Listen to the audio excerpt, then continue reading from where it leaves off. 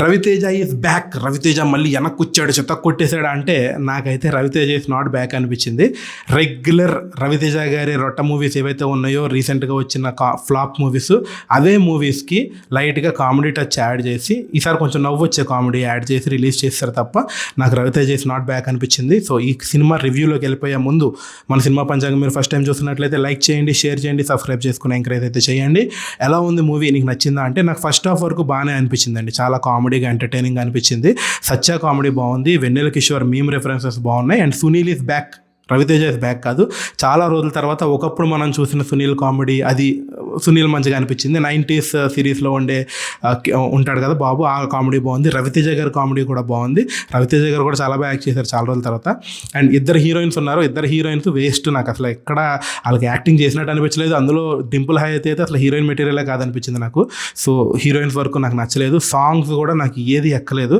Regular Raviteja template songs ఉంటాయి కదా, ఒక రొమాంటిక్ సాంగ్, ఒక మీమ్ రెఫరెన్స్ సాంగ్, ఒక తెలంగాణ ఫోక్ సాంగ్, అట్లా వెళ్ళిపోయారు. ఇందులో కార్తీక దీపం పిన్ని రీమిక్స్ కొట్టి ఏదో ట్రై చేశారు, బట్ సాంగ్స్ కూడా నాకేం ఎక్కలేదు.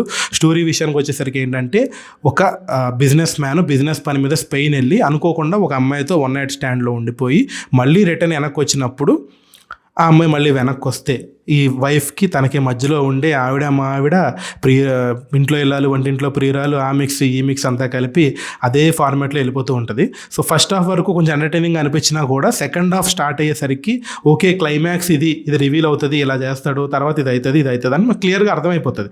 బట్ ఇక్కడ ఇంకేం కొత్తగా ట్రై చేస్తాడు డైరెక్టర్, ఏం చేస్తాడు? ఎందుకంటే మామూలు సినిమాల మీద కొంచెం కాంప్లికేట్ చేయడానికి ట్రై చేస్తారు. ఆ ఎమోషన్ ఏదైతే ఉంటుందో ఆ రిలేషన్షిప్ని కాంప్లికేట్ చేయడానికి ట్రై చేస్తారు, బట్ ఆ కాంప్లికేషన్ని సాల్వ్ చేయడం మాత్రం రాలేదు.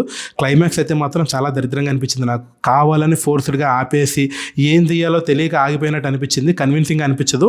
ఇన్ఫ్యాక్ట్ ఒక రాంగ్ మెసేజ్ కూడా వెళ్ళిపోతుంది ఆ క్లైమాక్స్. అంత దరిద్రంగా ఉంది క్లైమాక్స్ అయితే. అస్సలు నచ్చలేదు నాకు.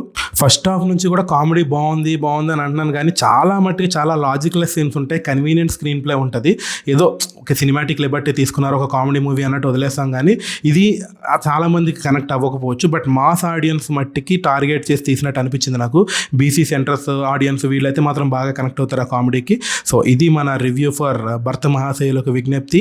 మన ఛానల్ ఫస్ట్ టైం చూస్తున్నట్లయితే లైక్ చేయండి, షేర్ చేయండి, సబ్స్క్రైబ్ చేసుకోవడం మాత్రం మర్చిపోవద్దు. Thank you so much.